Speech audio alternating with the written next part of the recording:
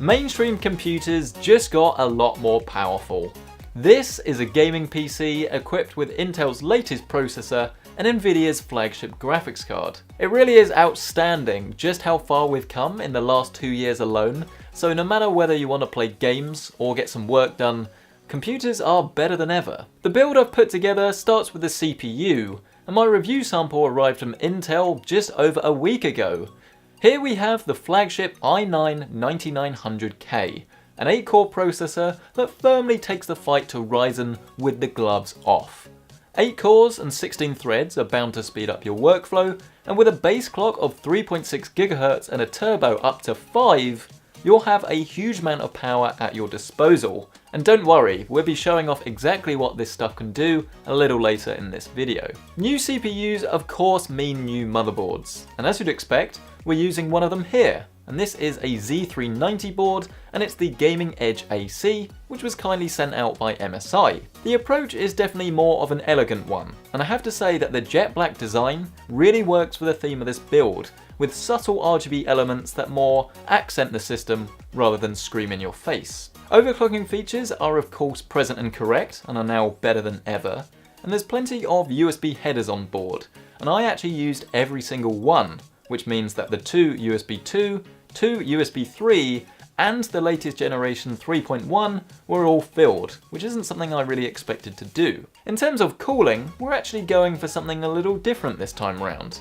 and it's from a company called Deepcool, and I'd actually never used them before, so when they shipped out the Castle 240, I was a little bit skeptical to say the least.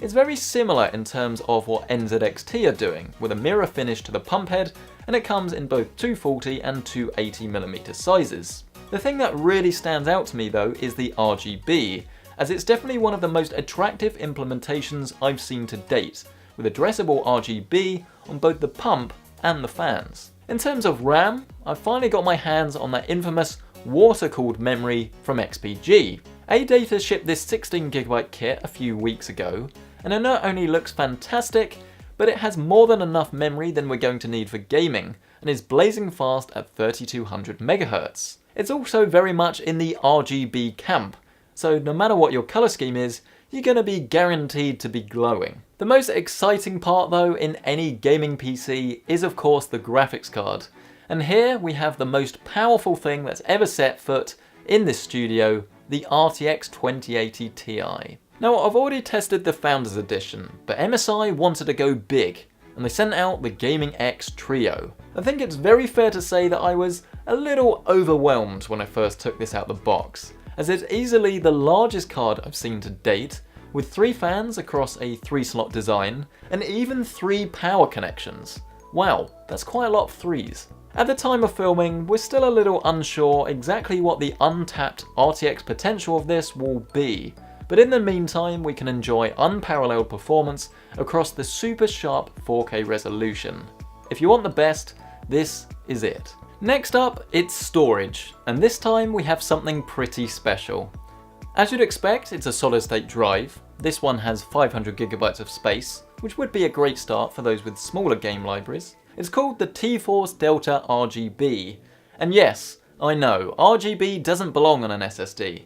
At least, that's what I thought. I asked Team Group to send this out, as I was really intrigued as to just how gimmicky it would be.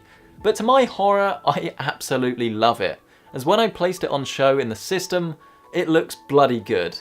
Hashtag sorry not sorry. Move across to the power supply, and this is also from Deepcool, and it's the GamerStorm DQ850M.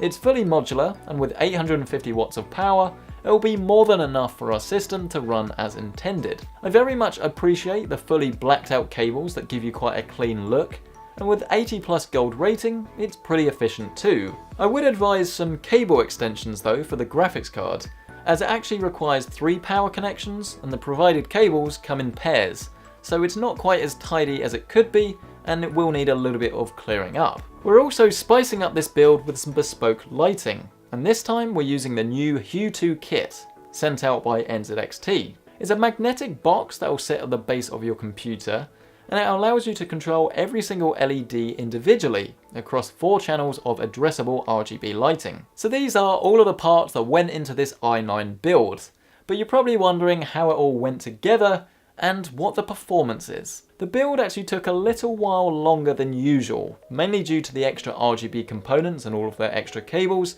but nothing too bad. The case we used is the Cooler Master 500M. I've actually been asking for a sample of this for months, so I am so glad that it finally got here. Upon closer inspection, it is slightly more plasticky than I'd expected, but put simply, I think it is my new favourite case, as it not only looks fantastic, but it has a huge amount of airflow to boot. And this is of course down to those gigantic 200mm fans on the front that's covered in a fine mesh to prioritise performance. I also love the front panel, as we have 4 USB 3.0 ports and a single USB 3.1 Type-C. Perfect for now and the future. The end result just looks marvellous, and I love how you have the black theme with the RGB that sort of pokes through and then reflects off their tempered glass for a really premium look. I'd probably advise going for a black SSD rather than the white that I foolishly asked for, and I'd maybe look at swapping out the fans to be NZXT's Air RGB on the rear and the top to sort of complete the ecosystem and have that little bit extra cooling performance. I will of course leave everything linked down below if you do want to check out current pricing or learn more information on any of these parts, but let's talk about the performance. Starting with the CPU, we've got insane numbers compared to just a couple of years ago, with a score in Cinebench of over 2000, and a faster than real-time 4K render in my H.264 Resolve benchmark. But when we bring the GPU into play, the two start to sing in harmony. Across each of the mainstream titles, we see crushing performance across the board, despite the fact we're using maximum presets and demanding resolutions. It's really quite incredible that we can get 4K frame rates well past the 60 mark.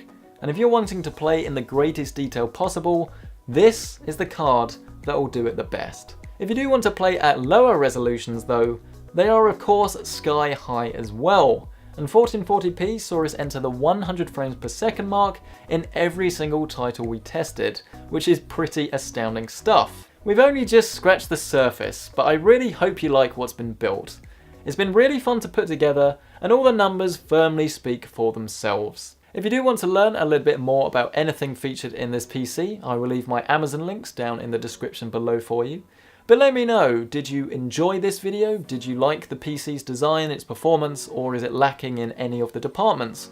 What would you do differently? Let me know in the comment section, and of course hit the like button if you've enjoyed it, and subscribe for more builds just like this and other PC gaming videos. In fact, in the end screen there's plenty of others that you can check out if you've got that little bit more time. But thank you for your time, what a segue that was, and I will see you in the next video.